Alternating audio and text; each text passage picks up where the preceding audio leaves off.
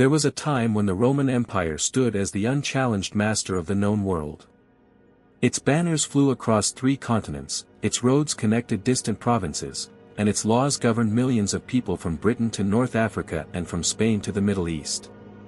To those who lived beyond its borders, Rome appeared eternal, an empire too vast, too organized, and too powerful to ever fall. Yet beneath the polished marble temples, towering triumphal arches, and disciplined legions, invisible cracks had already begun to spread. The empire's greatest threat was not waiting beyond its frontiers. It was quietly taking root within its own government, where ambition slowly replaced duty, personal gain overshadowed public service, and the foundations of Roman greatness began to weaken. What looked like an unstoppable civilization from the outside was becoming increasingly fragile at its very core. One of the earliest signs of Rome's internal decline was political instability. During the empire's strongest years, capable emperors maintained order through decisive leadership, respected institutions, and carefully managed succession.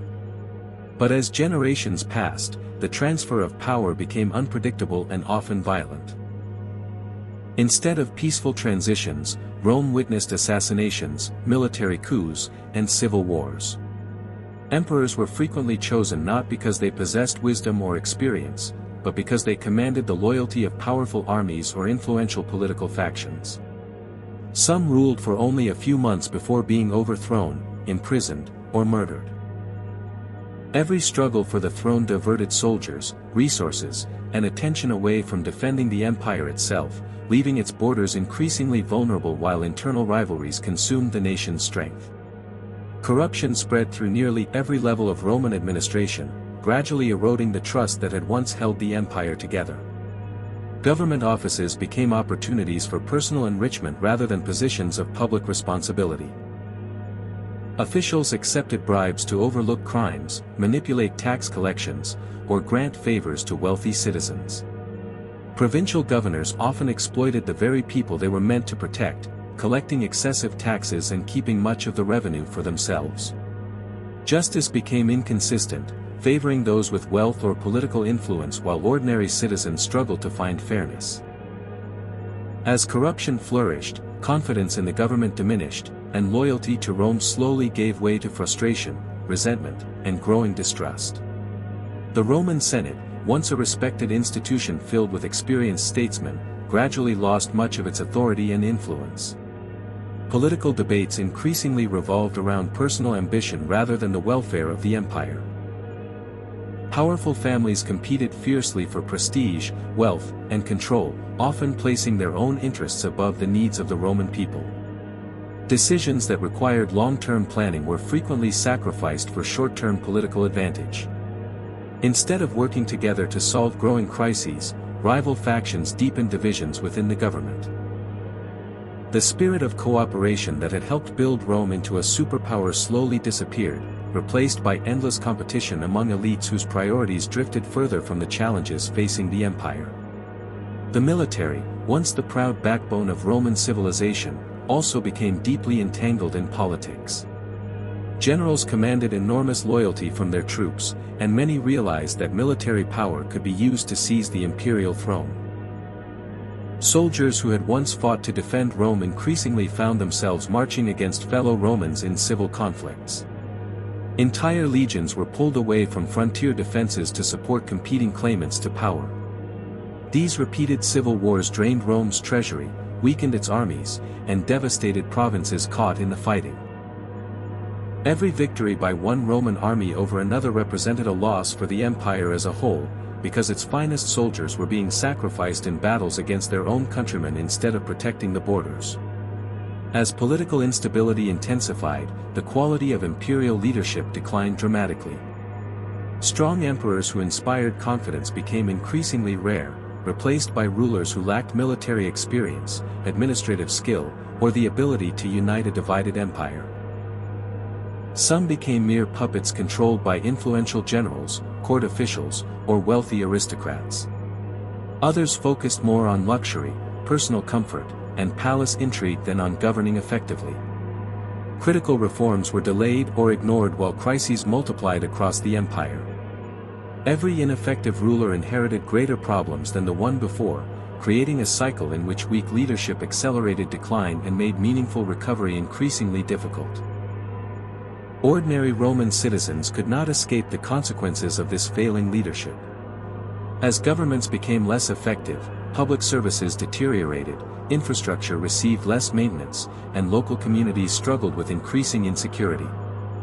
Many people lost faith in institutions that had once guaranteed stability and justice. Instead of viewing the empire as a source of protection and opportunity, they increasingly saw it as distant, corrupt, and incapable of addressing their needs. Loyalty to the central government weakened as regional identities and local interests became more important than allegiance to Rome itself. This gradual loss of public confidence further undermined the unity that had once been one of the empire's greatest strengths. The vast size of the Roman Empire also magnified these internal weaknesses. Governing territories that stretched thousands of miles required efficient communication, competent administrators, and trusted local officials. As corruption and political instability spread, coordinating such an enormous realm became increasingly difficult.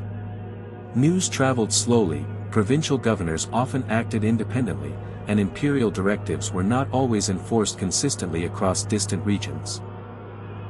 Local commanders sometimes made decisions based on their own ambitions rather than imperial policy. The larger the empire remained, the more difficult it became to maintain effective control when the government at its center was losing both authority and credibility. Another dangerous consequence of internal decay was the growing dependence on personal loyalty instead of loyalty to Rome itself. Soldiers often served the generals who paid them rather than the empire they had sworn to defend. Politicians formed alliances based on family connections, wealth, or personal ambition instead of shared commitment to the common good. Government appointments increasingly rewarded favoritism over competence, placing unqualified individuals in positions of enormous responsibility. As personal interests consistently took precedence over national interests, the institutions that had sustained Rome for centuries gradually weakened. The empire no longer functioned as a united body working toward a common purpose, but as competing groups pursuing individual advantage even as the larger system slowly unraveled. The tragedy of Rome's internal decline was that it unfolded gradually, almost unnoticed by those living through it. There was no single moment when citizens awoke to discover their empire had become vulnerable. Each act of corruption seemed small, each political betrayal appeared temporary, and every leadership crisis felt like another challenge that Rome would surely overcome, just as it had so many times before. Yet together these failures accumulated over generations, quietly weakening the empire's foundations until its immense strength became little more than an illusion. By the time powerful enemies gathered beyond the frontiers, Rome was no longer the united, disciplined civilization that had once conquered the ancient world, but an empire already exhausted by the conflicts, divisions, and decay that had grown within its own heart. For centuries, the Roman Empire enjoyed extraordinary wealth that flowed from conquest, trade, agriculture, and taxation. Gold, silver, grain, olive oil, wine, spices, silk, and countless other goods traveled along Roman roads and across the Mediterranean Sea, filling imperial treasuries and supporting one of the largest economies the ancient world had ever seen. Grand cities flourished with marketplaces, bathhouses, temples, and public buildings that reflected Rome's prosperity. Yet beneath this impressive display of abundance, serious economic problems were quietly taking shape. As military expansion slowed and new conquests became rare, the steady stream of wealth that had once poured into Rome began to diminish. An empire built partly on expansion suddenly faced the challenge of sustaining itself without the constant influx of new resources. Maintaining such a vast empire demanded enormous financial resources. Hundreds of thousands of soldiers had to be equipped, paid, and supplied. Roads required repairs, bridges needed maintenance, forts had to be reinforced, and government officials expected salaries. Massive public works and administrative systems stretched across thousands of miles, consuming vast amounts of money every year. As expenses continued to rise while revenues became less reliable, the imperial government found itself struggling to meet its obligations. Instead of reducing unnecessary spending or implementing lasting reforms, many emperors searched for quick solutions that only deepened the financial crisis. One of the government's most damaging responses was increasing taxation. Farmers, merchants, craftsmen, and ordinary laborers found themselves carrying a heavier financial burden than ever before. Tax collectors were often relentless, demanding payments regardless of poor harvests, economic hardship, or local disasters. In many provinces, corrupt officials collected more than was legally required, keeping a portion for themselves while sending the remainder to the imperial treasury. Families who had worked the same land for generations struggled to survive under crushing taxes, forcing many to abandon their farms or fall into debt. The growing pressure created resentment toward a government that seemed more interested in extracting wealth than protecting its citizens. At the same time, inflation steadily eroded the value of Roman currency. To address financial shortages, several emperors reduced the amount of precious silver contained in Roman coins while keeping their official value unchanged. Although this temporarily increased the number of coins in circulation, it also weakened public confidence in the currency. Merchants began raising prices because the coins they received were worth less than before. Everyday goods became increasingly expensive, making it difficult for ordinary people to afford basic necessities. Wages often failed to keep pace with rising prices, leaving many citizens trapped in worsening poverty despite working as hard as ever. Trade, once one of Rome's greatest strengths, also suffered during this period of economic decline. Safe roads and secure sea routes had long allowed merchants to move goods efficiently across the empire. But growing political instability, corruption, and repeated invasions made travel far more dangerous. Pirates threatened shipping lanes, bandits targeted caravans, and military conflicts disrupted established trade networks. As commerce slowed, cities that depended on imported goods experienced shortages, while merchants earned fewer profits. Local economies weakened as businesses closed and opportunities for employment became increasingly scarce, reducing the overall prosperity that had once defined Roman life. Agriculture, the foundation of Rome's economy, faced its own serious challenges. Large estates owned by wealthy aristocrats increasingly dominated the countryside, while small independent farmers struggled to compete. Heavy taxes, declining soil fertility in some regions, labor shortages, and repeated conflicts placed enormous pressure on agricultural production. When harvests failed or were disrupted by warfare, food supplies quickly became unstable. Grain shipments from important provinces could no longer be relied upon with complete confidence, and shortages affected both cities and military garrisons. The inability to guarantee consistent food supplies weakened public morale and created additional strain on an already fragile economy. The Roman economy also remained heavily dependent on slave labor, a system that had supported the empire for centuries during its era of constant conquest. Millions of enslaved people worked on farms, in mines, construction projects, households, and workshops. However, as territorial expansion slowed, the supply of new slaves captured during military campaigns declined significantly.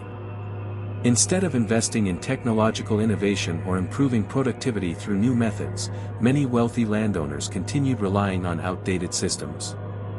This dependence limited economic flexibility and discouraged the development of more efficient agricultural and industrial practices that might have strengthened the empire during difficult times.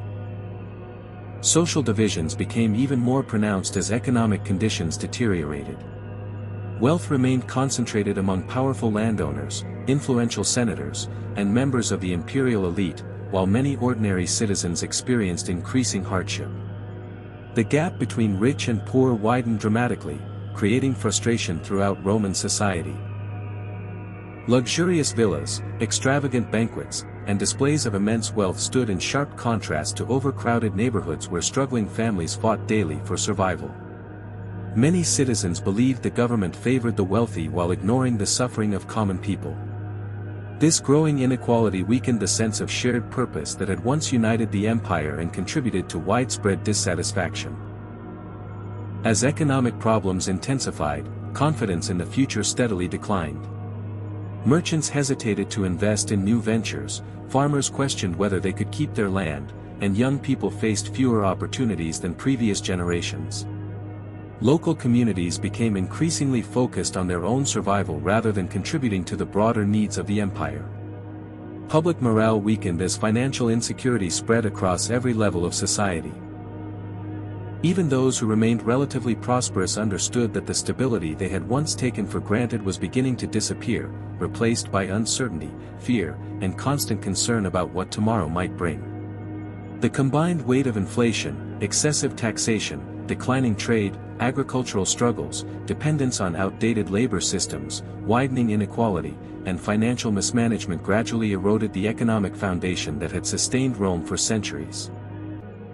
An empire whose strength had once rested on prosperity, opportunity, and efficient administration found itself burdened by shrinking resources and growing internal hardship. Every financial crisis weakened the government's ability to maintain its armies, support public infrastructure, enforce law and order, and respond effectively to new challenges, leaving Roman society increasingly vulnerable as the pressures from both within and beyond its borders continued to grow. By the 5th century AD, the Western Roman Empire had already endured generations of political instability, economic decline, and weakening military power. The empire that had once terrified its enemies was no longer the invincible force it had been under emperors like Augustus, Trajan, or Marcus Aurelius. Its borders stretched across vast territories, but defending them had become increasingly difficult. The legions were smaller, the treasury was strained, and confidence in the government had steadily eroded. Beyond Rome's frontiers, powerful barbarian tribes watched these changes with growing interest. For centuries, Rome had controlled the destiny of Europe through strength and discipline. Now, for the first time, its enemies sensed that the giant before them was beginning to stumble. Among the greatest pressures came from the Germanic tribes who lived beyond the Rhine and Danube rivers. The Visigoths, Ostrogoths, Vandals, Franks, Burgundians, Suebi, and other groups had long interacted with Rome through trade, diplomacy, and occasional warfare.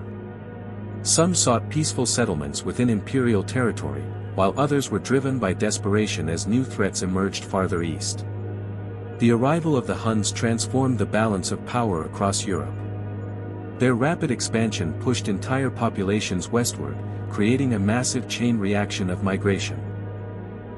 Tribes that had once remained outside Roman borders suddenly found themselves seeking refuge inside the empire, placing enormous pressure on Roman defenses and administrative systems.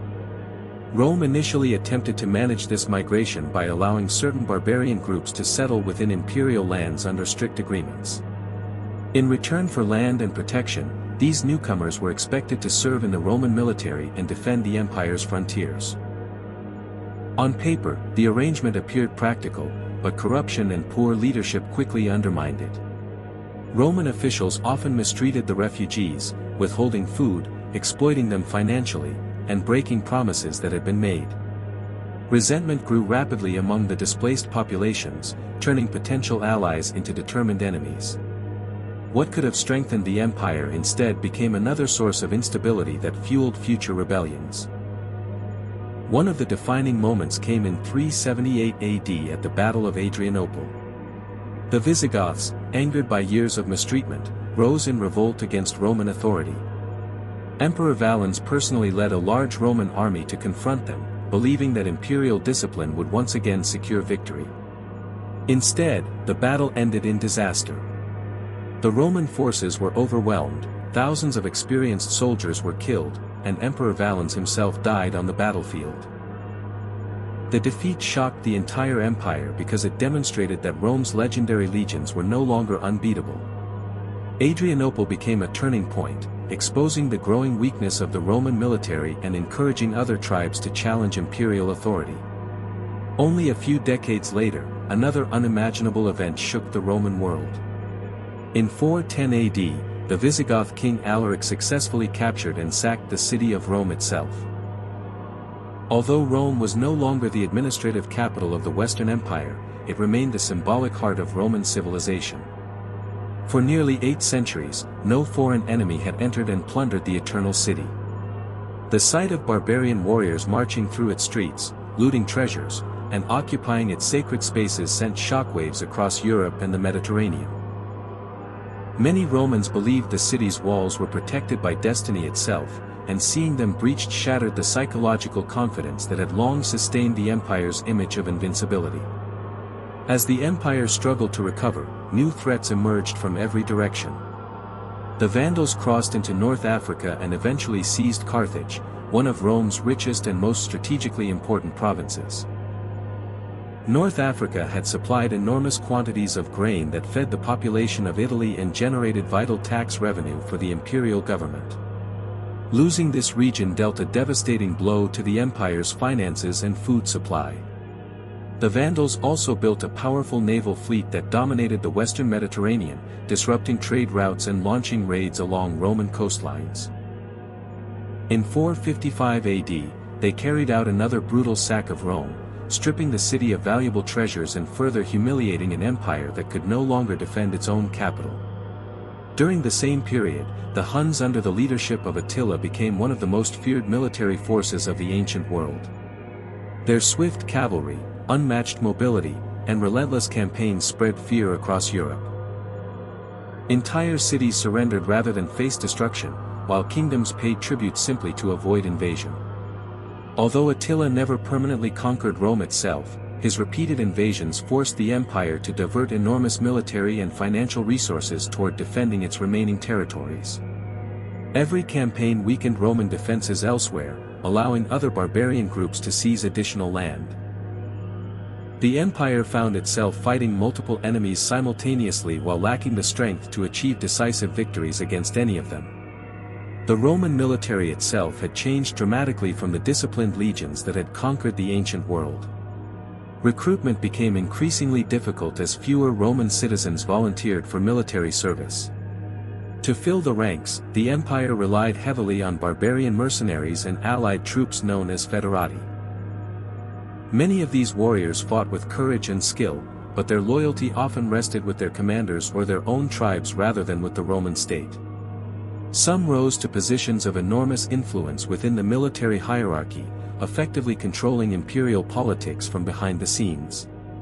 The distinction between Rome's defenders and its former enemies became increasingly blurred, creating a dangerous dependence that weakened centralized authority. The final chapter unfolded in 476 AD when a Germanic military leader named Odoacer challenged the authority of the young Western Roman Emperor, Romulus Augustulus. The teenage emperor possessed little real power, serving largely as a symbolic figure while competing generals controlled military affairs.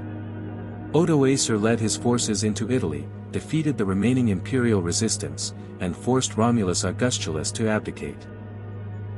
Rather than declaring himself emperor, Odoacer sent the imperial insignia to the Eastern Roman Emperor in Constantinople and ruled Italy as king.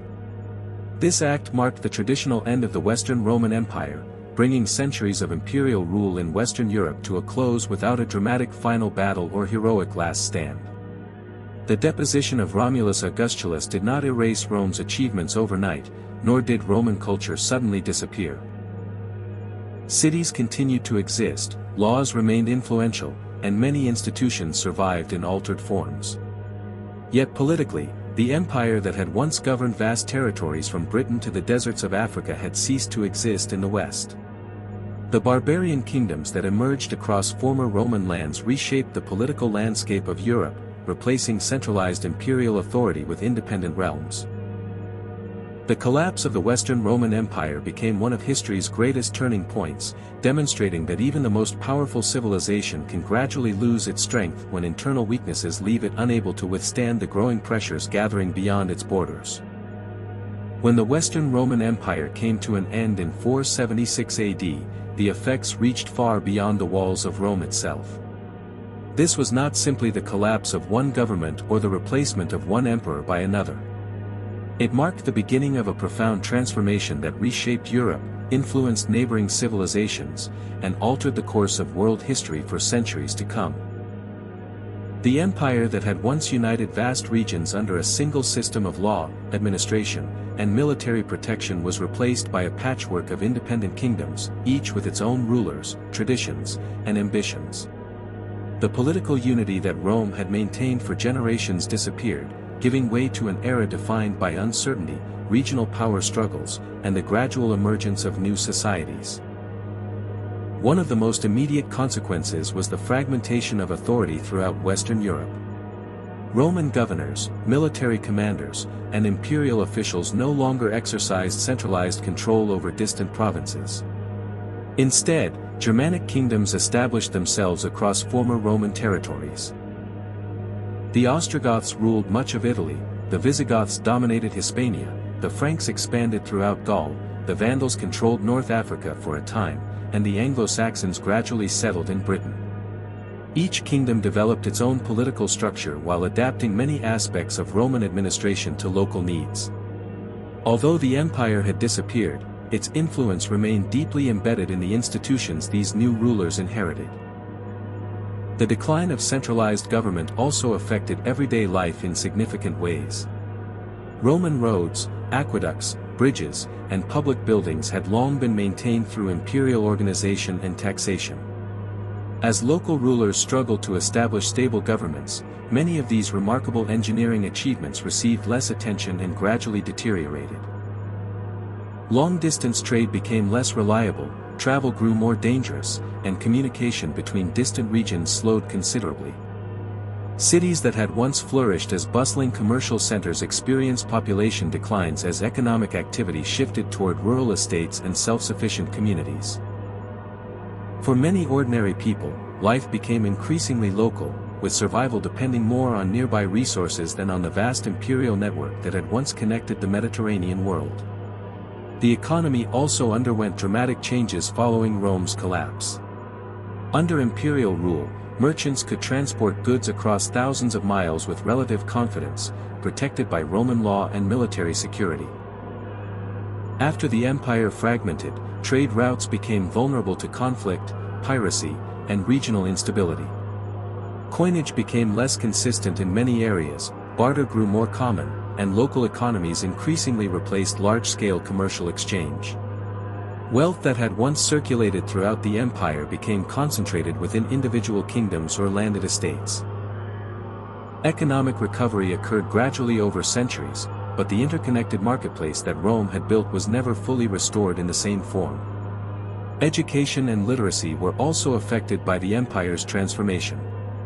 Roman schools, administrative offices, and legal institutions had required educated officials capable of reading, writing, and managing complex records. As centralized administration weakened, fewer opportunities existed for advanced education in many Western regions. Monasteries and churches gradually became the primary centers for preserving books, copying manuscripts, and maintaining literacy. Monks carefully preserved many works of Roman literature, philosophy, law, and history, ensuring that ancient knowledge survived despite the political upheaval surrounding them. Without these efforts, countless classical writings might have disappeared forever. Although the Western Empire collapsed, Rome's legal traditions endured and continued shaping future civilizations. Roman law had been one of the empire's greatest achievements, emphasizing written codes, contracts, property rights, and structured legal procedures. Many barbarian rulers recognized the value of these systems and adapted elements of Roman law into their own kingdoms. Centuries later, Roman legal principles would inspire medieval governments and eventually influence the development of modern legal systems across Europe and beyond. Concepts first refined under Roman administration continued guiding courts, lawmakers, and scholars long after the empire itself had vanished from the political map. The cultural legacy of Rome proved equally enduring. Latin, the language of the Roman Empire, remained the language of scholarship, religion, diplomacy, and law throughout much of medieval Europe. Over time, it evolved into the Romance languages, including Italian, French, Spanish, Portuguese, and Romanian, spoken today by hundreds of millions of people. Roman architecture continued inspiring builders who admired its arches, domes, columns, and engineering techniques. Ideas about citizenship, governance, military organization, and public administration survived in various forms, demonstrating that while political empires may fall, their intellectual and cultural achievements can outlive them by centuries. Another remarkable consequence was the survival and continued strength of the Eastern Roman Empire, commonly known today as the Byzantine Empire. Centered in Constantinople, the eastern half of the Roman world remained prosperous, organized, and militarily powerful long after the Western Empire disappeared.